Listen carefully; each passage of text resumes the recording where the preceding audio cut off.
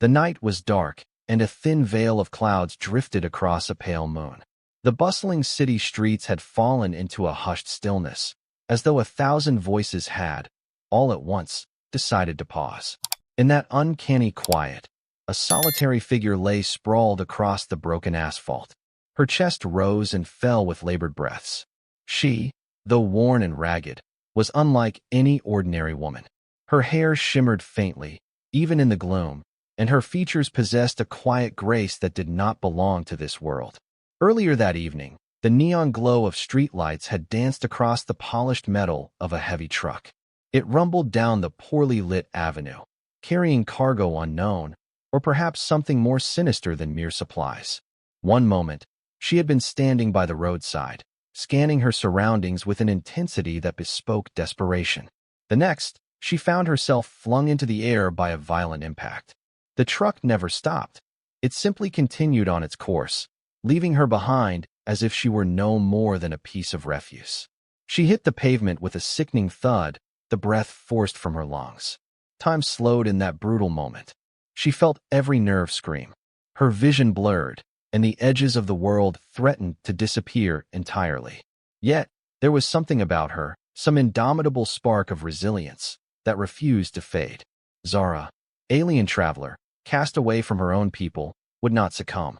Her body was fragile by the standards of the cosmos, but it held within it cells capable of regeneration, cells that had once earned her a place of honor among her kin. If only they had not abandoned her. As the city nights wore on, her limbs twitched, trying to push her upright. Each breath felt like shards of glass in her lungs. Unseen watchers, perhaps the occasional passerby, glanced warily at her from afar, uncertain whether to approach. Indeed, her appearance was human enough to pass a casual inspection, but there remained an otherworldly aura about her, a faint and unsettling difference that was too difficult to ignore. And so they kept their distance, trusting that someone else would take responsibility. Her own folk had left her behind on this hostile planet, their mission concluded, their loyalties cold. She was meant to be an ambassador once, an emissary seeking knowledge from countless worlds.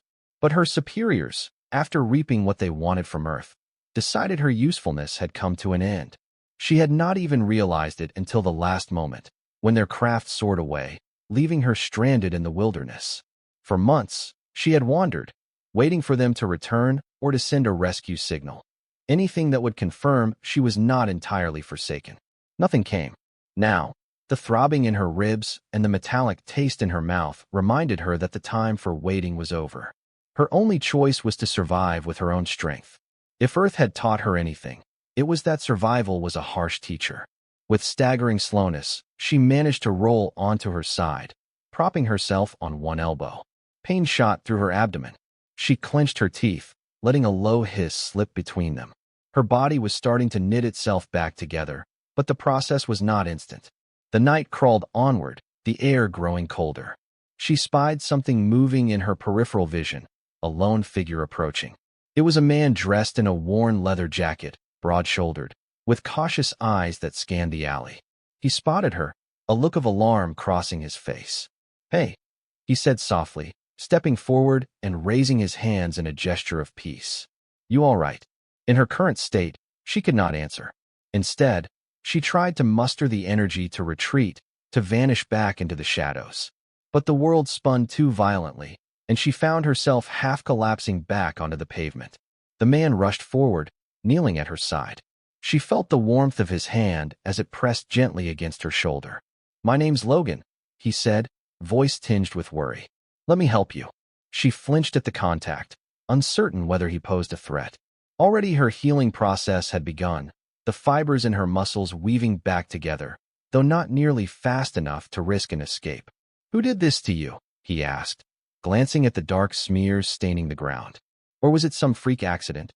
She tried to speak, but her vocal cords quivered with the pain that racked her body. Something about his earnest gaze and the tremor in his voice stirred a feeling she had not encountered for a long while: compassion. Why would this human care what happened to a stranger in the dead of night? She had encountered cruelty, suspicion, and hostility far more often. And yet, here he was. Even so, trust did not come easily. Her instincts screamed caution.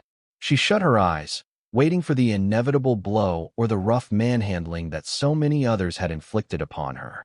Instead, Logan gently placed one arm under her shoulders, attempting to lift her. "It's okay," he whispered. "I'll find you a doctor, or—" "Don't," she croaked, forcing out the single word. He froze, staring into her eyes. She took a breath, trying to find the strength to say more. "No hospital." He frowned. "You're hurt. You need care." "Hospital, no," she repeated, more forceful this time. She could not risk having Earth's authorities discover her inhuman anatomy. As soon as they realized what she was, any number of clandestine organizations would seize her for experiments, or worse. She knew enough from her time on Earth to fear such a fate. Logan hesitated, but then nodded. Something in her expression must have conveyed the gravity of her situation. He shifted his stance, sliding one arm under her knees. With a groan of exertion, he rose, carrying her against his chest. Her immediate reaction was to struggle, but her broken body could barely protest. He was surprisingly gentle as he made his way to a battered old sedan parked nearby. Once inside, he carefully laid her across the back seat. The drive was tense and silent. She felt every bump and jolt. Every time she tried to speak, her voice caught in her throat. Eventually, she gave in to the exhaustion. The darkness behind her eyes was oddly comforting, a refuge from the cold reality of her injuries and her uncertain future.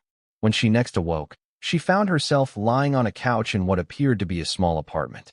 Faded wallpaper covered the walls, and a single lamp cast a mellow glow across piles of books and scattered papers. The air smelled faintly of coffee and a hint of machine oil. A blanket was draped over her, and she became aware that someone had bandaged her wounds with careful, if amateur, skill. Her eyes flicked around, assessing. She didn't see Logan at first, but after a moment, she heard a soft clink of porcelain from a nearby kitchen nook.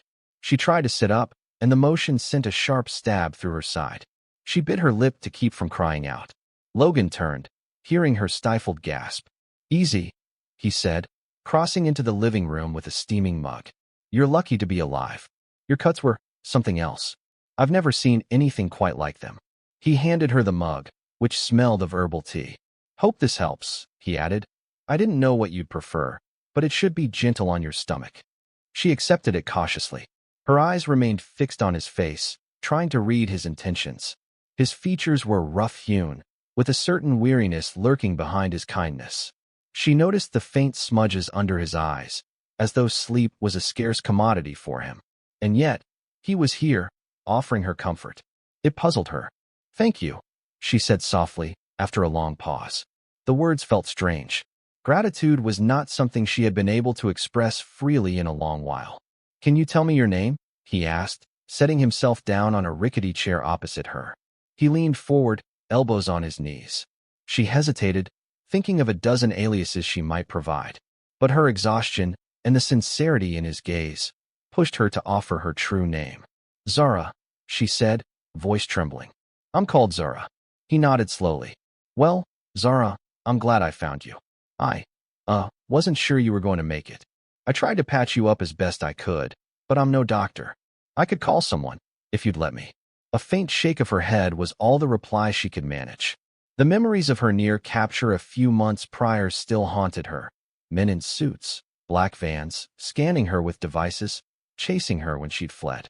No, trusting the authorities would be a mistake. At least with Logan, she could keep some measure of control, for now. Logan exhaled, rubbing the back of his neck. "All right," he relented. "We'll do it your way." He studied her for a moment. "So what happened last night? Did someone do that to you?" She sipped the tea, letting the warmth spread through her chest before answering. "A truck," she began. "It struck me. It didn't stop." He blinked. "That's monstrous. I saw the skid marks, but they led nowhere." He cursed under his breath. "Was it an accident, or do you think?" She closed her eyes, trying to recall the moments before impact. The roar of the truck's engine, the glint of headlights, the jarring blow. It had been so sudden. "I'm not sure," she murmured. "But given the direction of my life lately, it might not have been random." Logan frowned, but did not press her further. Something in her tone must have conveyed that she was in deeper trouble than he could easily comprehend. Instead, he rose and grabbed a small first aid kit from a nearby table. Let's see if the bandages need changing, he said gently. She allowed him to unwrap the makeshift dressings. Beneath them, the wounds had visibly improved. The bruising had receded, and the cuts were barely more than faint lines, though still tender. Logan's eyes widened, and he murmured, "That's incredible. You heal fast." She offered no explanation, and he did not insist. A sense of mutual curiosity filled the air. Logan, it seemed, had a secret or two of his own. Why else would he accept her strangeness with such composure? Over the next few days, the two settled into a tenuous rhythm. Zara, still recovering, spent most of her time on the couch, dozing or sipping tea. Logan hovered about, going to work for a few hours each day. He mentioned something about a warehouse job, and returning with groceries and concern etched on his face. She found herself growing accustomed to his presence, though her guard never fully dropped. She watched him from the corner of her eye, measuring the sincerity of his every gesture, testing for any sign of betrayal. But betrayal never came. Instead, he brought her fresh bandages, warm meals, and even a set of loose clothing, which she accepted reluctantly. She was unaccustomed to such kindness, especially from a human. When she dared to ask why he was helping her, he shrugged and said, "If someone's in need, you help them. That's what I was taught." It was a simple explanation, but she sensed it ran deeper. Something about Logan's past had perhaps made him more sympathetic to strangers in distress. One evening, after she had grown strong enough to sit up on her own, she asked, "Are you not curious about me? Who I am, really?" He gave a short laugh. "Curious, sure," he answered. "But I figure you'll tell me when you're ready. You have your reasons for keeping quiet. I can respect that." His eyes lingered on her face, reflecting an earnest warmth that caused her heart to flutter, an unfamiliar sensation for her, who had learned to be so cautious. She opened her mouth to say something more, but a sudden noise outside drew both their gazes to the window. The squeal of tires and the low rumble of an engine in idle cut through the otherwise quiet street. Logan rose and peered out. A van with tinted windows was parked across the way. Its occupants were hidden behind the glare on the windshield. He frowned. "We don't usually get visitors around here," he muttered. Zara tensed. Her mind raced with possibilities. Had they found her? For a moment, the old terror flared in her chest, threatening to send her fleeing into the night. Logan sensed her unease and placed a steadying hand on her shoulder. "Don't jump to conclusions," he whispered. "It might be nothing." Minutes ticked by like hours before the van finally pulled away. As its tail lights vanished, Zara allowed herself a shaky exhale. She could not keep hiding forever. If her pursuers were indeed on her trail, it was only a matter of time before they cornered her. Logan must have sensed this too. The following day, he brought home a few sheets of map paper and a phone that looked several generations old. "I was thinking," he said, spreading the maps on the small table, "if you need to keep out of sight, maybe we should get you somewhere safer." He traced a finger along the winding highways that led out of the city. "I've got an uncle who lives off the grid, so to speak. No one bothers him much, and he won't ask questions. It's a good place to lie low, at least for a time." Zara hesitated, eyes flicking between him and the maps. The very idea of trusting a human, following him into the unknown, it felt reckless. But what other options were left to her? Alone, she was vulnerable, and if that mysterious van belonged to those who hunted her, then remaining in the city would be her undoing. She swallowed the lump in her throat and whispered, "All right, I'll go." A faint smile tugged at Logan's lips. "We'll leave soon," he said. "Tomorrow, before dawn." So it was decided. Before first light the next day, Logan packed his sedan with a few essentials, including a stash of food, blankets, and the first aid kit. Zara, still weak but mobile, settled into the passenger seat. The roads were quiet at that hour. They passed the hulking silhouettes of factories, the deserted high-rises looming overhead like silent sentinels. She couldn't shake the sense that every shadow concealed an unseen observer, every passing vehicle an agent of those who sought her capture. They drove for hours, winding through the outskirts, eventually merging onto a rural highway lined with vast fields and the occasional farmhouse.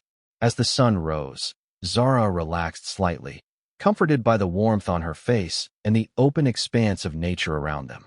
Logan occasionally checked the rearview mirror, but they were alone. They made few stops, only to refuel and grab a brief bite to eat. Logan insisted on taking the less-traveled roads, suspecting that major highways would be watched. His caution served them well. More than once, they spotted black SUVs parked by a diner or gas station, the men inside scanning each passerby with predatory intensity. Carefully, they skirted past, hearts pounding. Zara's limbs tensed each time, her instincts urging her to flee. At last, as dusk approached, they turned onto a dirt road bordered by thick pine trees. After a few miles of bumpy progress, they arrived at a modest cabin nestled by a calm lake. The setting sun cast gold and orange hues across the water's surface. Smoke curled from the chimney, indicating someone was indeed home. A sturdy older man greeted them at the door, blinking in mild confusion. He wore tattered work gloves, his gray beard framing a kindly expression. Logan introduced him as Uncle Marcus. Though his eyebrows rose at the sight of Zara, her unusual bearing evident despite Logan's best attempts to dress her in common clothing. He asked no intrusive questions. He welcomed them inside with a polite nod, waving them toward the small living area. The interior was rustic, adorned with hunting trophies and battered furniture. The air smelled of wood smoke and cooking stew. That evening, they sat at a cramped dinner table, sipping hearty broth from mismatched bowls. Marcus, in his laconic way, asked if they planned to stay a while. Logan, glancing at Zara, responded that they needed a safe place. Marcus simply grunted, took a long sip of his drink, and replied, "Safe enough here. Ain't no one been by in months, except the mail truck." Logan seemed visibly relieved, though Zara noted a flicker of concern in his eyes.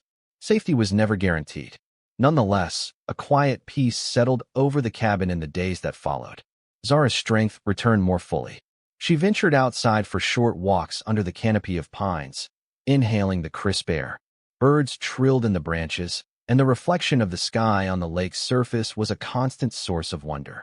She felt a subtle joy bloom within her, as though, for the first time in an age, she had found a place where the threat of pursuit did not loom incessantly. Yet, her dreams remained troubled.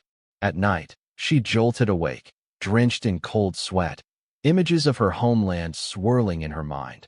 Vast spires of luminescent crystal, the silver ships that carried her across the stars, the faces of those who once called her friend and ally, now turned against her. She remembered the day she had learned of their betrayal. Her superiors had deemed her knowledge of Earth's intricacies to be an asset no longer required. She was too much of a liability, a potential loose end. Their mission demanded secrecy, and so they left her. One morning, while Logan helped Marcus chop wood, Zara decided to venture deeper into the woods.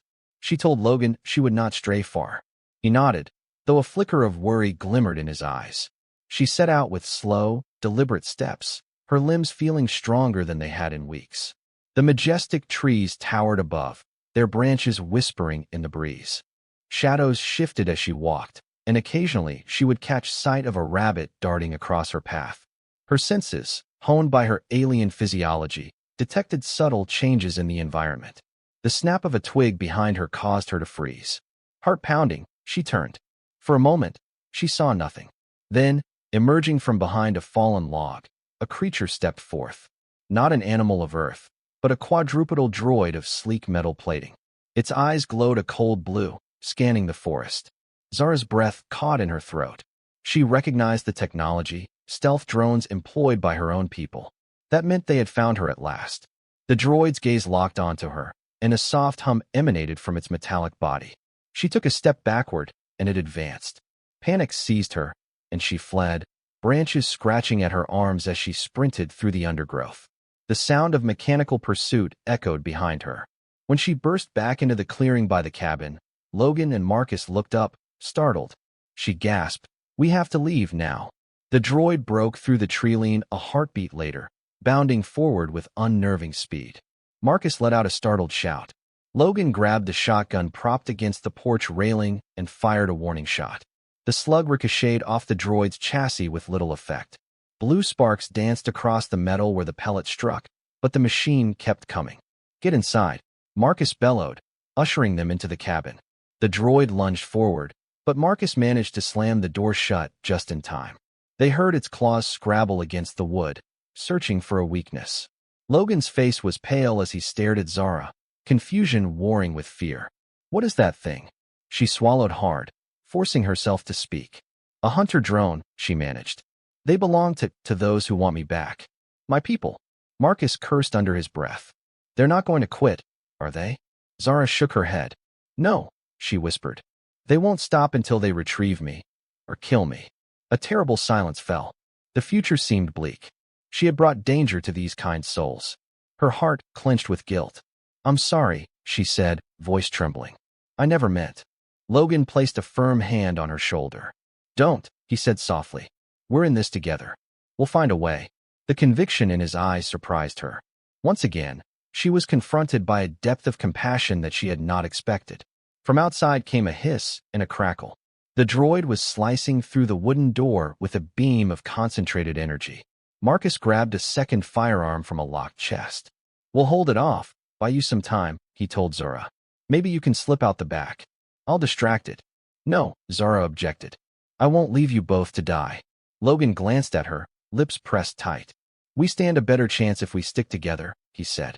Marcus, do you have anything that can fry its circuits? Marcus nodded, rummaging through a closet. He emerged with a dusty device that looked like a heavy-duty stun gun. This might do the trick, if we can get close enough. The three exchanged grim looks. In the next instant, the door gave way with a splintering crash. The droid burst inside, scanning the cramped room with lethal intent. Logan fired his shotgun again, aiming for the glowing eye sensors. The droid reeled from the impact, momentarily disoriented. Sparks danced around its metal frame. Now, Marcus roared, pressing the trigger on his makeshift stun weapon. A bolt of raw electricity arced forward, connecting with the droid's flank. It emitted a shriek of static, staggering sideways. Zara, seizing the moment, sprinted forward despite her terror. She clutched a heavy iron poker from the fireplace, swinging it with all her might at the droid's neck joint. Metal dented beneath her blow, and the machine's eyes flickered wildly. But the droid was durable. It recovered swiftly, batting Zara aside. She crashed into a table, pain flaring through her side. Logan lunged, grabbing the poker she had dropped. Another arc of electricity from Marcus's device crackled into the machine, slowing it. Logan struck again and again at the damaged joint. With a final groan of tearing metal, the droid collapsed, its limbs twitching in a shower of sparks. Smoke curled from its ruined chassis. For a moment, none of them moved, each struggling to catch their breath. Logan was the first to break the silence. Is it done? Zara approached warily, heart pounding. She knelt beside the inert form, pressing her palm against a recessed panel. It's offline, she confirmed. But this won't be the last one. Marcus nodded soberly. We've got to move, and fast. If that thing was transmitting, your pursuers will know right where we are. They hurriedly gathered supplies. Zara's mind whirled. There was no telling how many drones might follow, or if her people themselves would descend. A grim realization sank in. Running forever would solve nothing. One day, they would track her down again. And each time, the danger to those who tried to help her would only grow. As the three of them piled into Logan's sedan, engine revving, Zara made a decision. She would no longer hide like a cornered animal, dragging innocents into danger. She would face her former kin, and if it came to it, she would ensure they would not harm these humans who had shown her kindness. Even if it meant sacrificing herself. They sped away from the cabin, leaving the smoldering wreckage of the drone behind. Marcus insisted on staying with them, too stubborn to be left behind to face any retribution alone. The winding forest road led them back onto the highway. Dusk was rapidly shifting into night, the sky a deep purple hue. In the rearview mirror, Logan kept glancing for signs of pursuit. Zara's fingers dug into the seat cushions. She could sense it in her bones. Something was coming. Her people's technology was far more advanced than anything Earth possessed. Even if the humans had a numerical advantage, the alien pursuers had power and cunning on their side. A clash seemed inevitable. They drove for hours, rotating drivers to stay awake. Eventually, they reached a remote stretch of desert, where the endless expanse of rock and sand stretched in every direction. Marcus claimed that a friend of his had an abandoned warehouse out here, a relic from some failed mining operation. They hoped to find shelter behind its towering steel walls, at least for a little while. When they arrived, the structure indeed rose from the barren land like a forgotten monument. Rust coated its sides, and a few broken windows gaped at the night sky. They parked around the back. Inside, the large open space echoed with each step. Moonlight filtered through the holes in the roof, illuminating dust motes swirling in the air. "It's not much," Marcus said, dropping his bag with a weary sigh, "but it's defensible." Logan nodded, eyeing the thick metal doors. Zara paced the perimeter, searching for vantage points. Overhead, the vast sky glimmered with countless stars, an ironic reminder of how far she was from her home among them. They set up a makeshift camp in a corner of the warehouse, using crates as tables and chairs. Logan tried to lighten the atmosphere by cracking a joke about the general state of disrepair, but none of them felt much like laughing. Tension weighed heavily on them all. Late that night, as the others dozed fitfully, Zara stood alone outside, gazing at the star-strewn sky. She recalled the lessons of her youth, the advanced science that allowed her people to traverse the galaxy. She marveled at how she had loved that technology once, seeing it as the key to uniting distant worlds. Now, those same forces threatened to tear her life apart. Footsteps approached, and she turned to see Logan walking toward her. He offered a tentative smile. "Couldn't sleep, I guess." She nodded, her gaze drifting back to the shimmering heavens. A gentle breeze stirred her hair. "I keep thinking," she said softly, "about how I came here as a messenger, an envoy of peace. And now I'm hunted as a criminal, or worse. It all feels so twisted." Logan nodded. "I'm sorry," he said. "I wish there were something I could do." She studied him, noting the genuine sorrow in his eyes. "You've already done more than I ever expected," she murmured. "When you found me, well, I never thought a human would offer such kindness without wanting something in return." He shrugged, hands in his pockets. "Not everyone's a saint," he admitted. "But I guess I'm not so jaded that I'd leave you to die. And now, having gotten to know you a little, I want to help for real." A soft glow of warmth kindled in Zara's chest. For a moment, neither spoke. The hush of the desert night surrounded them, and a silent understanding passed between them. She realized that somewhere along the way, she had come to rely on him, to trust him, an alien concept for one who had spent so long in fear and solitude. Before dawn, their anxieties were confirmed. A distant roar broke the stillness, and lights appeared on the horizon. They had been tracked.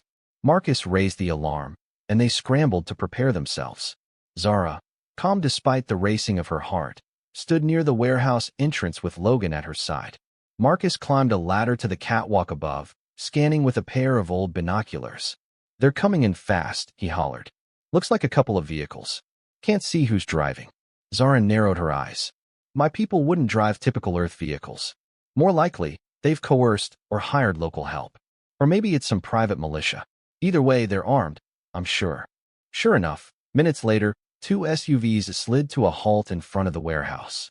Doors opened, and a group of men emerged, dressed in dark tactical gear. One stepped forward, calling out, "We know you're in there. Hand over the girl, and we can all walk away in one piece." Logan and Zara exchanged a glance. There was no sign of advanced alien weaponry, but these were undoubtedly mercenaries working for her people. It mattered little who they were, only that they intended to capture her. She closed her eyes for a moment, steeling herself. Marcus trained a rifle on the nearest figure from his vantage point. "You'd best turn back," he yelled. "We're armed, and we'll fight." One of the mercenaries sneered, lifting what looked like a standard assault weapon. "Don't make this harder than it has to be," he barked, leveling the gun at the warehouse doors. The first shots rang out, shattering the desert silence. Bullets ricocheted off the metal walls, sending sparks flying. Logan ducked behind a stack of crates, pulling Zara down with him. Marcus returned fire, forcing the mercenaries to take cover behind their vehicles. The air filled with the acrid smell of gunpowder and the thunderous echo of gunfire. Zara's heart hammered. She peered around the crates, spotting a figure creeping along the side of the warehouse. "They're trying to flank us," she hissed to Logan. He nodded, clutching his shotgun. Together, they moved deeper into the building, hoping to intercept the intruder. The firefight intensified, muzzle flashes strobing the pre-dawn gloom. Suddenly, a new presence made itself known. A brilliant blue beam lanced through the darkness, slicing a hole in the warehouse's corrugated wall. Zara's stomach twisted. This was definitely alien technology. Her pursuers had escalated the conflict. The mercenaries kept firing conventional bullets, but now, her own people, or at least their advanced weapons, were in play. She glimpsed a silhouette outside, tall, slender, wearing what appeared to be an exosuit. The figure stepped through the molten opening in the wall, scanning the interior with a sophisticated visor. Lights danced across its surface, and a mechanical voice intoned, "Zara, surrender, and your companions need not suffer." Rage and despair warred within her. She had once trusted those suits, those calm, mechanical words. Now they heralded her doom. Logan crouched beside her, jaw clenched. "Who is that?" he whispered. "One of their soldiers," she breathed. "Or an enforcer. They want me alive, but they won't hesitate to kill you or Marcus." Logan's eyes flashed with determination. He leveled his weapon, but she gently pushed it down. "Shotguns won't do much against that armor," she said. "We need another plan." Outside, the mercenaries redoubled their assault, pinning Marcus down on the catwalk. Zara suspected the enforcer would soon coordinate with them, and they breached the warehouse fully. Time was running out. Steeling herself, Zara stepped out into view. Logan tried to stop her, but she shook free, meeting the enforcer's gaze head-on. The soldier raised an armored hand, as though in greeting. "Your defiance is unwise," the voice rasped, metallic undertones echoing in the cavernous space. "Return to us, and your transgressions may yet be forgiven." She drew herself up, ignoring the quiver in her legs. "I will not go back," she replied, voice strong. "My only crime was loyalty to a cause that turned its back on me." The enforcer tilted its head slightly, an almost robotic curiosity in the movement.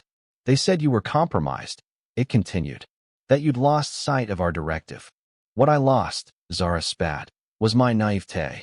We came to Earth under false pretenses, and I realized too late that your mission was never peaceful.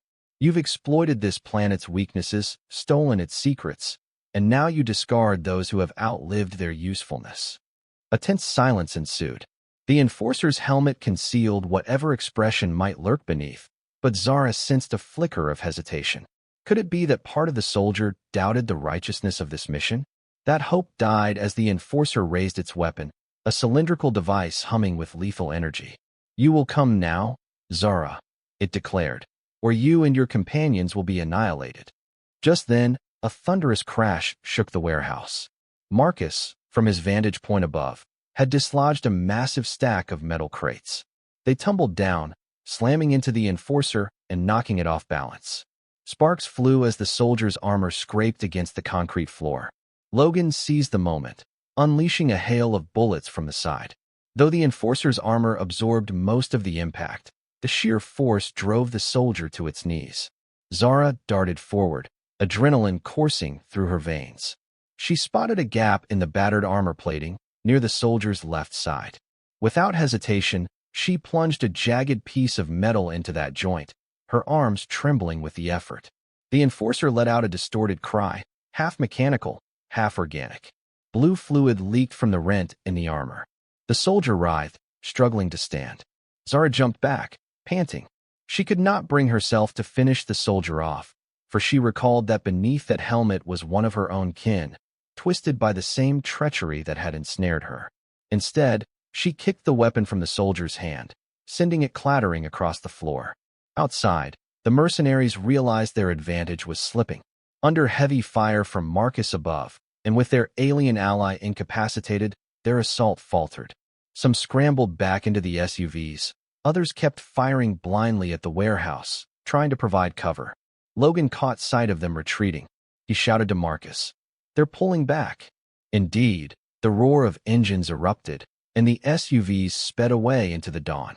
Marcus yelled with triumph, but remained vigilant, rifle trained on the hole in the wall. The enforcer lay panting, helmet askew, as Zara approached once more. "Stay back," the soldier growled, though the mechanical distortion had lessened. She realized with a start that this enforcer was, in fact, a female of her species, one she vaguely recognized from the time she spent aboard her people's ships. "What did you do?" the soldier hissed. Zara pressed a hand to her own racing heart, unsure of how to respond. "I did what I had to," she said quietly. "I refuse to let you hurt these people, or to drag me back into your lies." The enforcer's gaze flicked toward Logan, who hovered protectively at Zara's shoulder. Then, with a shudder, she reached up and removed the helmet. Her face was pale, tinged with bluish veins. Beads of sweat glistened on her brow. There was a haunted look in her eyes. "You've allied yourself with humans," she said, voice trembling between anger and confusion. Zara nodded. "They saved me when our own left me to die." A bitter laugh escaped the soldier's lips, blood flecking her chin. "The commanders said you were a liability, that you'd lost faith in our mission. But you speak the truth, don't you? They've used us all." She coughed, grimacing in pain. "I was told to bring you back at any cost, but now I see the fear in your eyes. It's the same fear I had when I questioned our orders." Gently, Zara knelt. "Your wounds are serious," she said. "Let me help." She glanced at Logan, who hesitated for only a second before retrieving the first aid kit from a nearby crate. Together, they attempted to staunch the bleeding. The soldiers seemed stunned by their kindness. Moments later, Marcus joined them, keeping his rifle lowered but ready. "Kid," he said, addressing Zara with a note of caution, "are you sure about this?" She gave a small nod. "She's one of us, and she's hurt." Marcus shrugged, deferring to her judgment. He placed the kit within reach and stepped back, scanning the horizon for any sign of the mercenaries' return. The soldier, pain etched into her features, stared at Zara with a mixture of resentment and gratitude. "I fought for them, obeyed without question," she muttered. "Now, I suppose, I'm as good as dead. Even if I return, they'll discard me for failing." Her eyes flicked to the battered armor and the damaged beam weapon lying nearby. Zara took a breath. "Come with us," she said quietly. "I have no illusions of grandeur, but there must be a way for us to stop this pursuit. Perhaps if enough of us resist, their grip on this world can be loosened." A tremor passed through the soldier's body. "There are more enforcers, more advanced than I. They won't stop. They'll come for you, for all of us." Logan placed a reassuring hand on Zara's shoulder. "We'll face that when it comes," he said firmly. Marcus grimaced, overhearing the conversation. "Well," he offered, "let's at least get out of here before the rest show up. I'm guessing they'll be none too happy to find their soldier missing in action." With the soldier's arm draped over Zara's and Logan's shoulders, they guided her outside. The rising sun cast long shadows across the desert, illuminating the dusty vehicles. The enforcer, wincing in pain, said, "I need stasis treatment, or my wounds will worsen." "Then we'll find a place," Logan said, voice grim with determination. "Somewhere they can't reach you, at least not right away." The soldier managed a weak nod, as if uncertain whether to trust in these improbable allies. "My name," she said haltingly, "is Kaylee's. Once I was proud of it. Now, I'm not so sure." Zara forced a small smile. "Pride can come later," she said. "For now, let's just survive." They piled back into the sedan, Marcus taking the driver's seat this time. With dust pluming behind them, they sped away from the battered warehouse. The day that followed was a test of endurance, weaving through back roads, stopping only to gather provisions when absolutely necessary. With each hour, Kaylee's grew weaker, her alien physiology struggling without the specialized medical equipment. Zara did what she could, using her own knowledge of their shared biology to stabilize the wound, but it was not enough. Eventually, they reached a remote canyon, its towering walls of red rock shielding them from prying eyes. Near a trickling stream, a cave offered temporary shelter. Inside, they laid Kaylee's down, and Zara tended to her with quiet determination. "I can help you enter a self-induced healing trance," she whispered, recalling a technique from their homeworld. Kaylee's nodded faintly, relinquishing her tension. Under Zara's guidance, the soldier sank into a deep, restorative state, her breath slowing to a nearly imperceptible rhythm. Meanwhile, Logan and Marcus stood watch at the cave's entrance, armed and vigilant. While Kaylee's rested, Zara explained the situation more fully to Logan and Marcus. About her people's infiltration on Earth, the subversive means they used to gather resources and technology, and the reasons she was cast aside. A hush fell over the small group. Fear mingled with resolve. They understood that the fight ahead was not merely for Zara's freedom, but for the safety of countless lives threatened by the covert expansions of her alien race. Days blurred together as they hid within the canyon. Kaylee's gradually regained strength, her body knitting itself back together under Zara's care. In that time, an unspoken bond formed between them, a shared awareness that they were both pawns in a larger game. One evening, Kaylee's quietly confided to Zara that several others within the Enforcer ranks also harbored doubts. Perhaps, if approached carefully, they could be swayed to oppose the High Command's agenda. Zara's eyes shone with cautious hope. "That might be our chance," she said. "If we can gather enough allies, we can force them to recall their operations here. At the very least, we can buy time." Marcus, overhearing, nodded. "Sounds like a rebellion," he remarked, half amused. "Count me in, so long as we can do some real good. Hate to think all this running around is for nothing." Logan was more hesitant. "Going up against an interstellar force with a handful of folks? That's madness." "Maybe," Zara agreed. "But it's the best madness we've got." Their plan, once they had won, involved using Kaylee's communication device, damaged in the fight, but still potentially fixable. If they could restore it, Kaylee's might contact those sympathetic enforcers.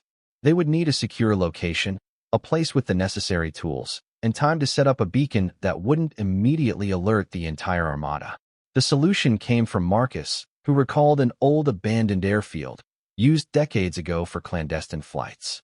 It boasted a functional radio tower and a workshop with basic electronics. Though it was risky, the group decided it offered their best chance. So they set off under cover of darkness, driving miles across desert highways until they reached the decrepit facility. Inside the workshop, dust coated every surface, and cobwebs clung to rusted machinery. Logan and Marcus scrounged for tools, hooking up a generator that sputtered to life after some tinkering. Meanwhile, Kaylee's guided Zara in repairing the intricate circuits of the alien communicator. Bit by painstaking bit, they reconnected wires, replaced fuses, and realigned signal modulators. After hours of labor, Kaylee's powered up the device. A soft hum filled the room, and faint lights glowed across the panel. She lifted it to her lips and spoke a few words in their native tongue, an urgent message aimed at any listening friend. The device hissed, static crackling, then fell silent. They waited, nerves taut. The silence stretched on. Finally, a faint voice, garbled but distinctly alien, answered. Kaylee's drew in a sharp breath, responding quickly. Zara caught snatches of the exchange, straining to understand. A look of relief washed over Kaylee's features, though overshadowed by fear. "They're coming," she told the group, voice trembling. "A small faction. I wasn't sure if they still existed. But they're coming to help." Logan glanced at Marcus, then at Zara. "Is that good news?" he asked, uncertain. "It's the best we could hope for," Zara replied. "If we can rally them, we might force the commander's hand. Maybe we can get them to leave Earth in peace." Marcus grunted, skepticism mixed with hope. "Let's just hope we ain't bitten off more than we can chew." In the days that followed, the group fortified the airfield as best they could, setting up makeshift barricades and watchpoints. Kaylee's fine-tuned the communicator, maintaining contact with the sympathetic enforcers, who, according to her, were making their way across the stars in a small transport vessel. Their arrival would coincide with a direct confrontation. There was no avoiding it. Finally, on a cold, windy night, the defenders spotted an eerie glow in the sky. Descending from the clouds came a sleek alien craft, smaller than those typically employed by the main fleet, but still bearing the unmistakable lines of extraterrestrial design. It landed on the cracked tarmac with a whisper-quiet motion, its landing gear unfolding gently. Zara stood at the edge of the runway, flanked by Logan, Marcus, and Kaylee's. Her heart pounded. Would this be an ambush or a genuine rescue? She braced herself as a hatch opened in the ship's side. A handful of figures emerged, wearing civilian attire blended with subtle alien technology. One stepped forward, raising a hand in a greeting reminiscent of her homeworld. Kaylee's moved to meet them, exchanging words in their language. A sense of relief washed over her features, and she beckoned for Zara to join them.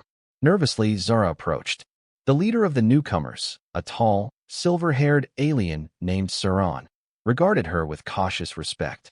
"You have caused quite a stir, Zara," he said quietly. "But we have heard your words through Kaylee's, and we share your doubts." Her voice trembled as she spoke. "Then you've come to help us in this operation? To free Earth from our people's hidden exploitation?" Saran nodded solemnly. "We are but a small group, but we have grown weary of the command's ruthless expansions. We believe in the original principles of exploration and cooperation. If you stand with us, we will attempt to recall the infiltration units, or at least expose their agenda." A spark of hope ignited in Zara's chest. This was what she had longed for, a chance to see her people's nobler ideals restored. "We stand with you," she said. Thus began a tense alliance. Siren's group and Zara's band shared information, forging a strategy to confront the main force. They arranged to broadcast a powerful signal that would forcibly engage every covert operative in the region. If they could reveal the truth publicly, the infiltration units would be cornered by human authorities as well, forcing them to withdraw. But the plan did not go unnoticed. On the eve of their broadcast, alarms sounded across the airfield. Overhead, the roar of engines announced the arrival of more alien ships, this time heavily armed. Spotlights swept the tarmac, illuminating Siren's craft and the makeshift fortifications. Another confrontation was at hand, perhaps the final one.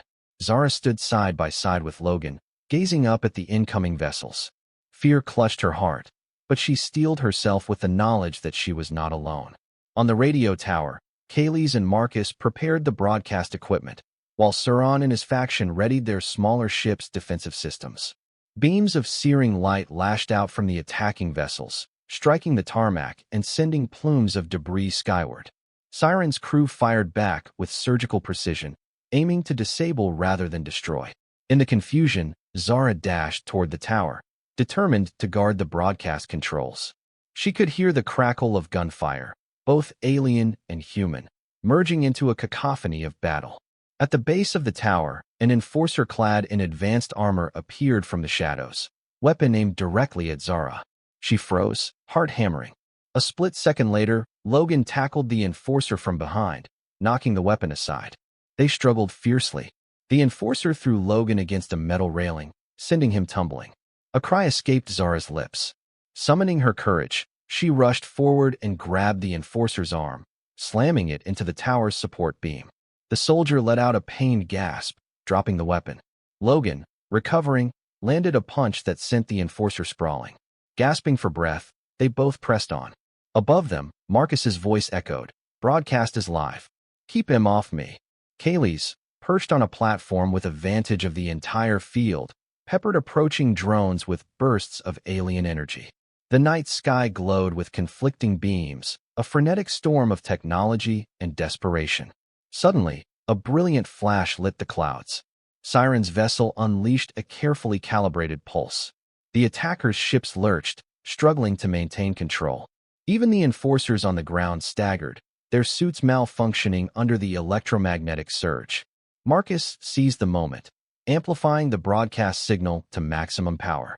A wave of static blanketed the area, carrying within it a message in multiple frequencies, human languages, alien tongues, all weaving a confession of infiltration and subterfuge. It was a beacon of truth, unmasking the clandestine operations to governments, media satellites, and any listening ear across the region. Zara held her breath, wondering if it would be enough. For a heartbeat, the chaos seemed to halt. Then, lights began flickering in the sky. One by one, the attacking ships veered away, ascending into the clouds as if commanded to retreat. Disorganized squads of enforcers on the ground found themselves cut off from orders, their comms jammed by the broadcast. Some simply dropped their weapons, uncertain how to proceed in this new reality. Siren's group rallied, securing captives without unnecessary harm. Kayleigh descended the tower, a triumphant gleam in her eyes. Marcus lowered his rifle, exhaling a weary sigh of relief. It seemed the day was won, at least for now. In the aftermath, Sauron explained that the High Command's infiltration of Earth had been exposed for all to see. With the broadcast publicizing their activities, human governments were forced to acknowledge the alien presence. Meanwhile, factions within Zara's people were pressured to withdraw, unwilling to risk open conflict on a planetary scale. Soon after, an uneasy peace descended. Some of the covert operatives slipped away, vanishing back into space with the main fleet. Others defected, joining Siren's cause. Earth's authorities were left scrambling to comprehend the events, but widespread panic was largely averted by Siren's conciliatory stance, offering cooperation rather than conquest. Through it all, Zara remained by Logan's side. She watched as the stars in the night sky seemed a little brighter, free of the shadows that once threatened her. And though many uncertainties lay ahead, diplomatic negotiations, the forging of new alliances between humans and the dissident aliens, she felt, for the first time, a profound sense of hope. In a final quiet moment, Zara and Logan stood atop the airfield's tower, gazing across the moonlit desert. She slipped her hand into his, and he squeezed gently. "You saved me," she murmured. "Without you, I might have never found the courage to stand against my own." Logan shook his head. "You saved yourself," he said softly. "I just gave you a lift." They both laughed then, a sound that banished the lingering tension of the long struggle. Below them, Marcus shared a laugh with Kaylee's, who was now unarmored, her face lifted in wonder at the desert night. Siren's faction bustled about, securing equipment and preparing for the next steps of forging a lasting peace. Zara felt tears prick at her eyes, tears of gratitude, relief, and the exhilaration of a future no longer shrouded in fear. She turned to Logan, her gaze steady. "Thank you," she whispered, "for everything." He smiled. "Glad you're still around to say it." They watched the stars a while longer, hand in hand, each breath filled with the promise of new beginnings. In that hush, beneath the cosmic expanse, they found a quiet certainty that, though the road ahead would be fraught with challenges, they would face them together, forged by their shared resolve and bound by a compassion that transcended worlds. And for the first time in what felt like eons, Zara allowed herself a simple joy. She was alive, she was free, and she was no longer alone.